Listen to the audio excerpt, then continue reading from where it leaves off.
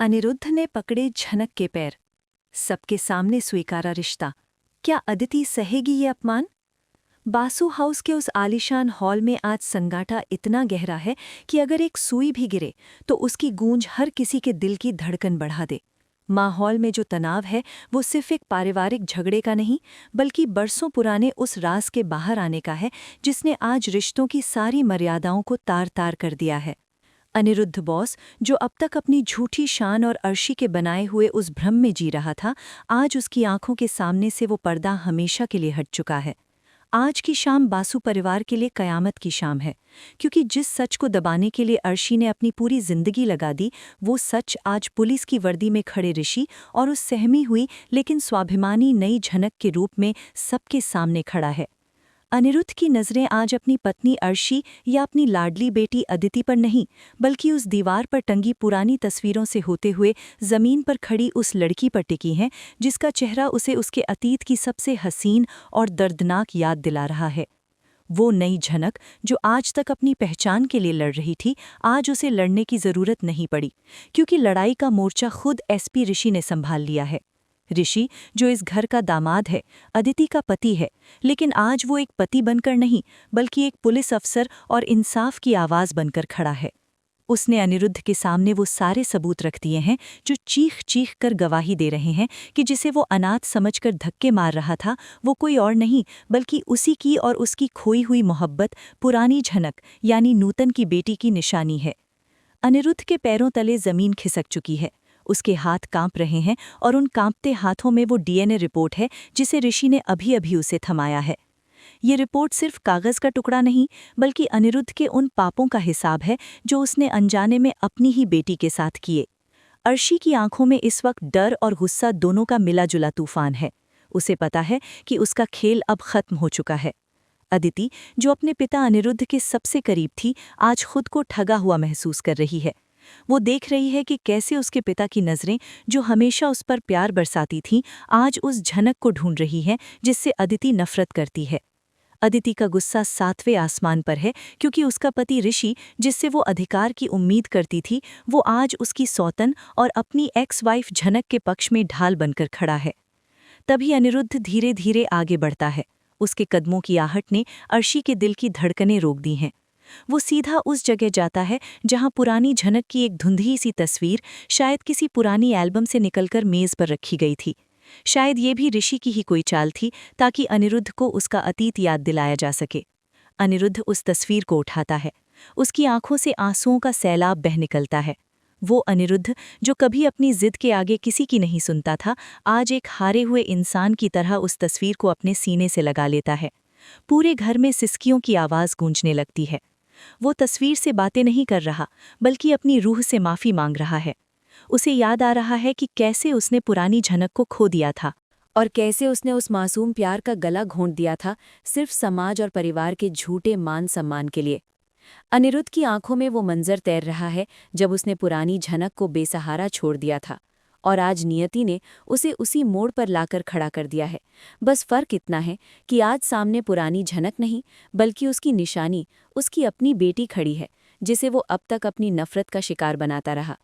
मेरा tele express के दोस्तों, ये पल अनिरुद्ध के लिए किसी मृत्यु दंड से कम नहीं है, क्योंकि एक पिता के लिए इससे बड़ा बोझ और क्या हो सकता है कि वो अपनी ही औलाद को पहचान न सका और उसे जलील करता रहा। तस्वीर को मेज पर वापस रखते हुए अनिरुद्ध का शरीर किसी बेजान मूर्ति की तरह अकड़ गया है, लेकिन उसकी आत्मा अब पिघल रही है। उसने धीरे से अपना चेहरा ऊपर उठाया और उसकी नज़रें सीधा नई झनक पर जाकर टिक गईं, जो अभी भी ऋषि के पीछे अपनी सुरक्षा की दीवार के पीछे खड़ी थी। अनिरुद्ध के कदम अब लड़खड़ाते हुए झनक की तरफ बढ़ रहे हैं। हॉल में मौजूद हर शख्स की सांसें अटकी हुई हैं। अर्शी, जो अब तक अपने गुरूर में खड़ी थी, अनिरुद्ध को झनक की तरफ बढ़ते देख बौखला गई है। वो आगे बढ़कर अनिरुद्ध का हाथ पकड़ने की कोशिश करती है, उसे रोकने के लिए चीखती है कि ये सब झूठ है, ये ऋषि की कोई साजिश है। लेकिन आज अनिरुद्ध के कानों में अर्शी की आवाज़ नहीं, बल्कि अपने खून की पुकार गूंज रही है। उसने अर्शी का हाथ ऐसे झटक दिया जैसे वो कोई अजनबी हो।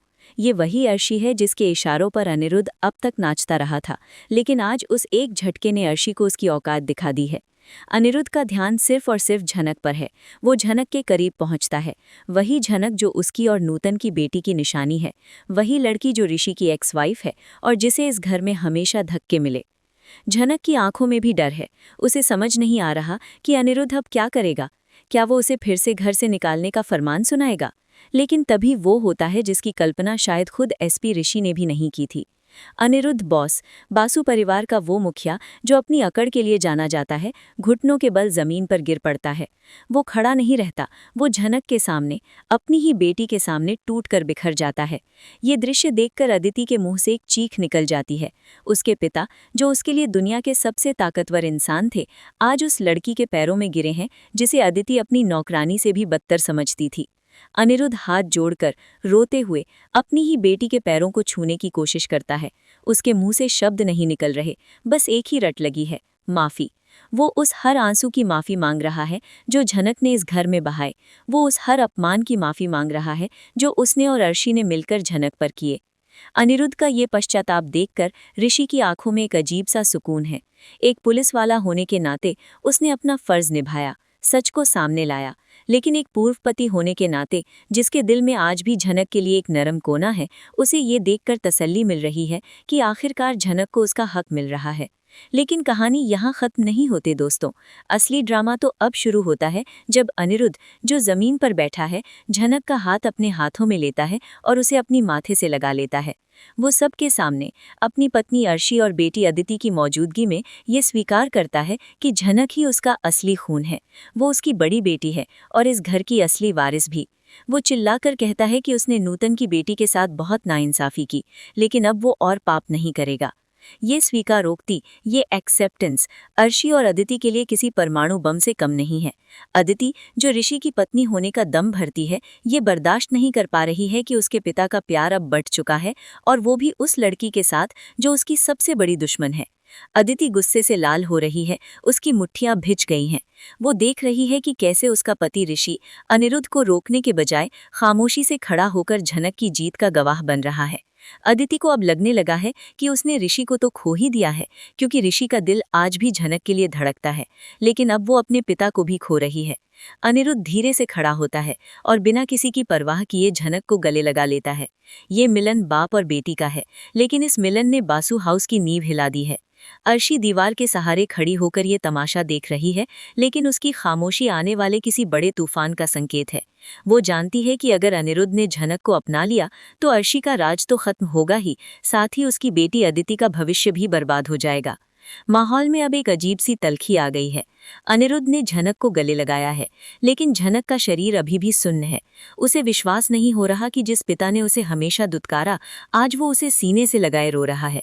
क्या वो अनिरुद्ध को माफ कर पाएगी, या फिर उसके दिल के जख्म इतने गहरे हैं कि पिता का ये प्यार भी उन्हें भर नहीं पाएगा?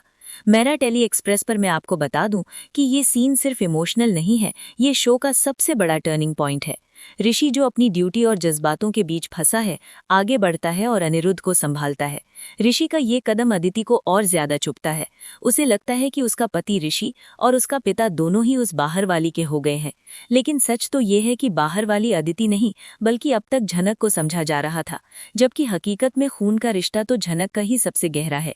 अनिरुद्ध अब अर्शी की तरफ मुड़ता है और उसकी आंखों में जो आग है वो बता रही है कि माफी का ये दौर खत्म होते ही अब हिसाब का दौर शुरू होने वाला है।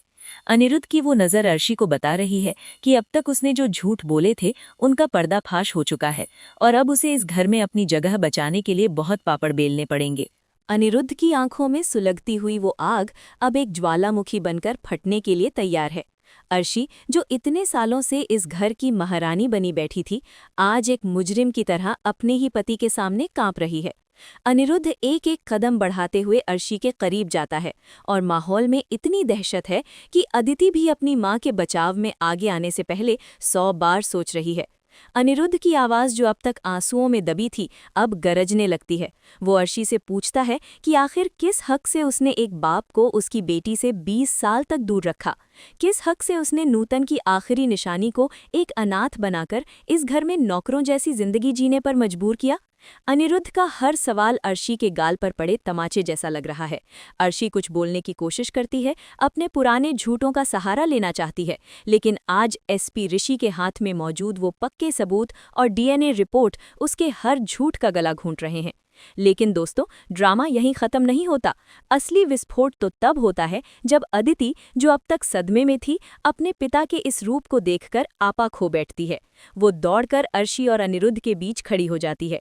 अदिति की आंखों में आंसू नहीं, बल्कि अपनी सौतेली बहन झनक के लिए नफरत की आग है। वो अनिरुद्ध पर चिल्लाती है, उसे पूछती है कि अगर झनक उसकी बेटी है तो अदिति कौन है? क्या उसका इस घर पर, अपने पिता के प्यार पर कोई हक नहीं? अदिति का ये सवाल अनिरुद्ध को पल भर के लिए रोकता तो है, लेकिन आज अनिरुद्ध का ज़मीर जाग चुका है। वो अदिति की आंखों में आंखें डालकर एक ऐसा सच बोलता है जिसे सुनकर बासु हाउस की दीवारें हिल जाती हैं। वो साफ शब्दों में कह देता है कि अदिति उसकी बेटी ज़रूर है, लेकिन झनक उसकी मोहब्बत की निशानी है, और इस घर की बड़ी बेटी होने के नाते झनक का हक अदिति से रत्ती भर भी कम नहीं है, बल्कि शायद थोड़ा ज़्यादा ही है, क्योंकि उसने ज़िंदगी भर सिर्फ दुख सहे हैं। ये सुनते ही अदिति पागल सी हो जाती है। उसे लगता है कि उसका सब कुछ लुट रहा है। पहले उसका पति ऋषि, जिसका दिल आज भी झनक के लिए धड़कता है, और अब उसके पिता और उसकी जायदाद। अदिति गुस्से में झनक की तरफ झपटती है, उसे घर से बाहर निकालने के लिए धक्का देती है। लेकिन इस बार झनक नहीं गिरती। इस बार झनक को थामने के लिए दो हाथ आगे आते हैं। एक तरफ उसका पिता अनिरुद्ध और दूसरी तरफ उसका पूर्व पति एसपी ऋषि। ऋषि का झनक को बचाना और अदिति को कड़ी चेतावनी देना वहां मौजूद हर शख्स को हैरान कर देता है। ऋषि अपनी पुलिस वाली रौबदार आवाज में अदिति को चेतावनी देता है कि अगर उसने झनक को उंगली भी लगाई तो वो भूल जाएगा कि अदिति उसकी पत्नी है और कानून अपना काम करेगा। ऋषि का ये झुकाव साफ बता रहा है कि कागजों पर रिश्ता चाहे जो भी हो, रूह का रिश्ता आज भी झनक के साथ ही जुड़ा है। अंत में अनिरुद्ध एक ऐसा फैसला सुनाता है जो अर्शी और अदिति के पैरों तले से बची कुची जमीन भी खींच लेता है। वो ऐलान करता है कि आज से, अभी से झनक बासु इस घर में रहेगी, और वो भी एक मेहमान की तरह नहीं, बल्कि इस घर की बेटी और वारिस की तरह। वो अर्शी को चेतावनी देता है कि अगर उसने झनक के खिलाफ कोई भी साजिश रची तो अनिरुद्ध अपनी सारी मर्यादाएं भूल जाएगा। झनक, जिसकी आंखों में अभी भी अविश्वास है, अपने पिता और ऋषि की तरफ देखती है। उसे आज पहली बार एहसास हो रहा है कि वो अकेली नहीं है। लेकिन दोस्तों, मेरा टेली एक्सप्रेस की नज़र से देखूं तो ये अंत नहीं, बल्कि एक नए युद्ध की शुरुआत है। अर्शी और अदिति की खामोशी एक बड़े तूफान का इशारा है। वे चुप नहीं बैठेंगी। उधर ऋषि, जो अपनी पत्नी अदिति और प्यार झनक के बीच फंस चुका है, अब कौन सा रास्ता चुनेगा? क्या अनिरुद्ध का ये फैसला परिवार को जोड़ पाएगा या फिर खून खराबे की वजह बनेगा? बासु हाउस की इस रात ने रिश्तों की पूरी परिभाषा बदल दी है। झनक को पिता मिल गया, लेकिन अब उसे अपनी ही बहन अदिति की नफरत का सामना करना पड़ेगा, जो अब उसकी जान की दुश्मन बन चुकी है। शो में आने वाले एपिसोड्स में आप देखेंगे कि कैसे अदिति ऋषि को वापस पाने के लिए और झनक को बर्बाद करने के लिए अपनी मां अर्शी के साथ मिलकर अब तक की सबसे घिनौनी चाल चलेगी। लेकिन क्या पुलिस की वर्दी में खड़ा ऋषि और पछतावे की आग में जल रहा अनिरुद्ध उन्हें रोक पाएंगे? ये देखना बेहद दिलचस्प होगा। तो दोस्तों, दिल थाम कर बैठिए, क्योंकि झनक में अब असली महाभारत शुरू होने वाली है। आपको क्या लगता है, क्या ऋषि को अदिति को छोड़कर वापस झनक का हाथ थाम लेना चाहिए, या फिर अनिरुद्ध का ये फैसला घर को बर्बाद कर देगा? अपनी राय नीचे कमेंट्स में ज़रूर बताएं, और अपने फेवरेट शो की ऐसी ही मसालेदार और सटीक अपडेट्स के लिए अभी सब्सक्राइब करें अपने पसंदीदा चैनल मेरा टेली एक्सप्रेस को, और बेल आइकन दबाना बिल्कुल ना भूलें।